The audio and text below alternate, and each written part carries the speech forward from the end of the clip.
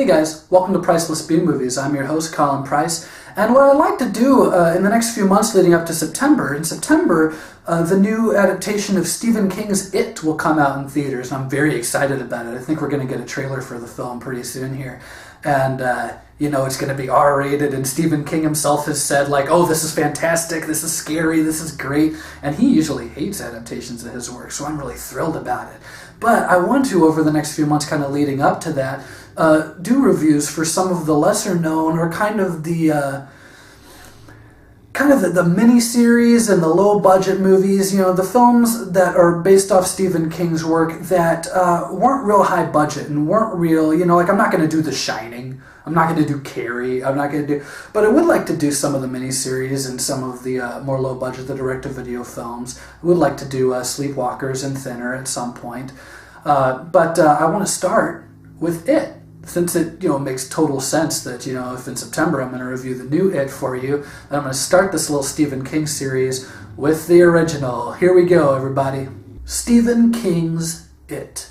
Stephen King's It, I'm not going to take too much time getting into the story and what this movie's about, because honestly, if you're watching my page, if you're a horror movie fan at all, I'm just going to go ahead and assume that at some point in your life you have seen Stephen King's It.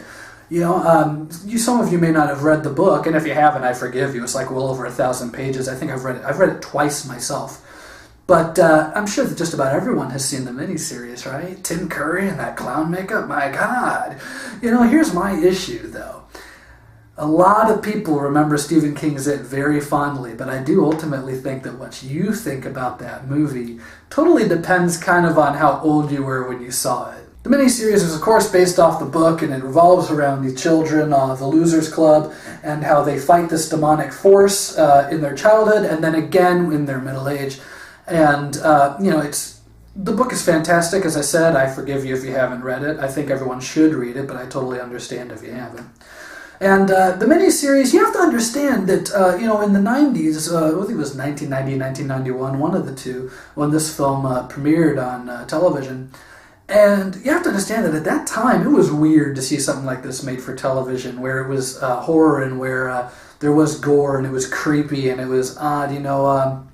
For the time, I think that the miniseries actually got away with quite a few things that they may not have gotten away with in 85 or 86. A lot of the blood in the sink and kind of the scenes with the bullies and some kind of the sexual undertones in the film. It was kind of odd that they got away with as much as they did. Of course, by today's standards, the movie's relatively tame. I think the DVD and the subsequent VHS and DVD releases have a PG-13 stamped on them, so they're not even R. One of the cool things will be in September when we get to see an R-rated adaptation of the very R-rated book. But for the rating and for the fact that they couldn't go real violent or real bloody, the miniseries does have quite a few creepy moments. The cast is, they're all right. I had a couple problems with John Ritter here and there, but Annette O'Toole was really good. All the kids were great. Hey, watch it again. Keep a lookout for Seth Green as one of the kids in this. But, ultimately, as everyone knows, Tim Curry really walked off with this. For the fact that Tim Curry is only on screen for maybe 10 or 15 minutes the entire movie, he really walked away with this 3-hour miniseries. I think he's the thing that everyone remembers from It. And it's incredible. His performance is incredible. It's only sometimes when he speaks and when he smiles that you see that it's Tim Curry in this makeup.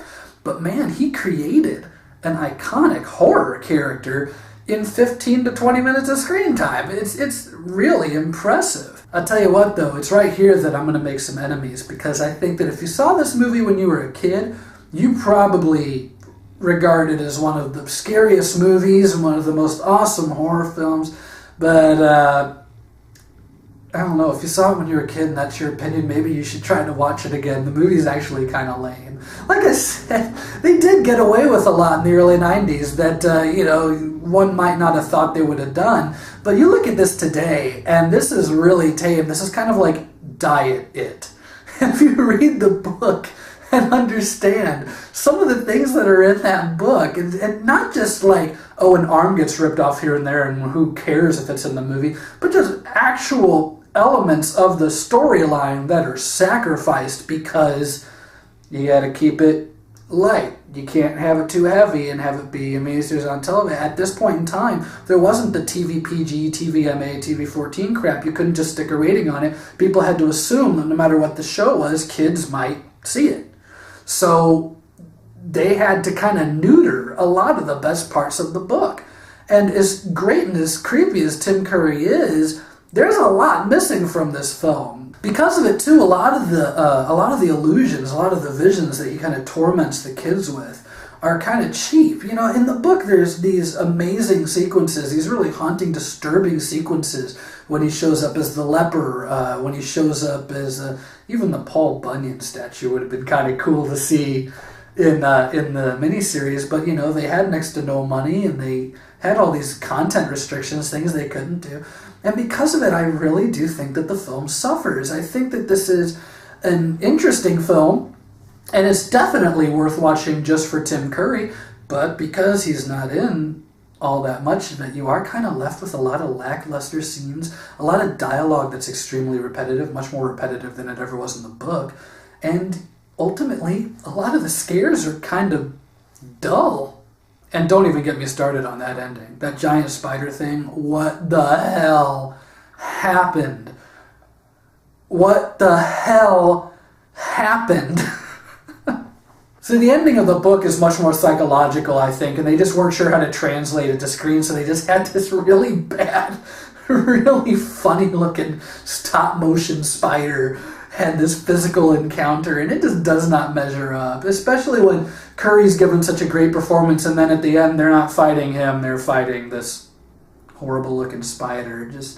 I think a lot of people remember Stephen King's It as something that they saw when they were children.